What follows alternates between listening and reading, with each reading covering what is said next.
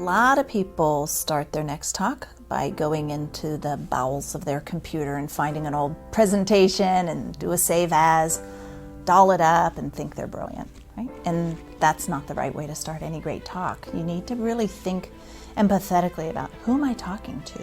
When I propose my idea, how's it going to affect them? What change am I asking them to go through, and what part of that's going to scare them? Because you don't want them to resist you. You want them to embrace you. So you have to think through, like, what are all the roadblocks they're going to throw out in their mind? How are they going to resist?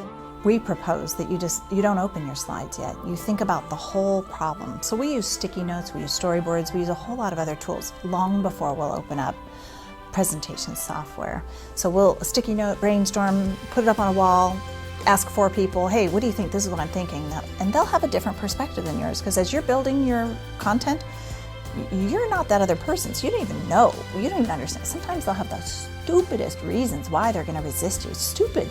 But someone that's bopping by might be like, someone might think of this really dumb reason why they don't want to jump on board with your idea. So collecting perspectives that you maybe hadn't considered can put just the right elements in your talk that will overcome any resistance that might be thrown out there by the audience and help them to adopt. The other thing that's kind of powerful about looking at the whole thing is you're looking at the sum and not the parts. When you go into presentation software, you're creating ideas in a linear fashion and it's all chronological. But when you can look at the whole idea, you can know if it's going to work or not before you start even building a single slide.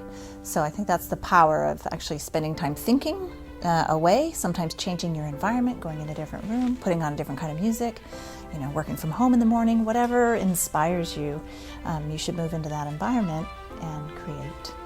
Making presentations is a creative process. So much of what we do during the day is kind of analytical, linear, problem solving, but creating a presentation is creative, which means you have to be effective. And having an opportunity to be in the same room with a bunch of other people and build consensus or persuade them to adopt your ideas is so powerful.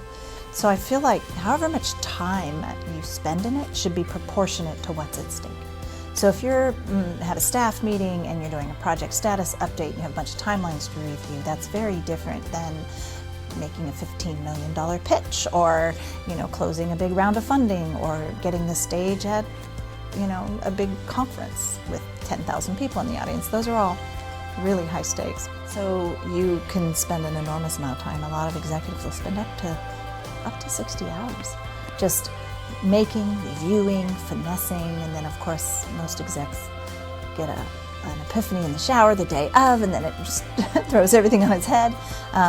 But they spend a lot of time in their heads, finessing and thinking, what do I want to say? How do I want to say it? What's the best way to do it? So if you count even the time when they're thinking about it and practicing it, it could take a lot of time when it's really high stakes.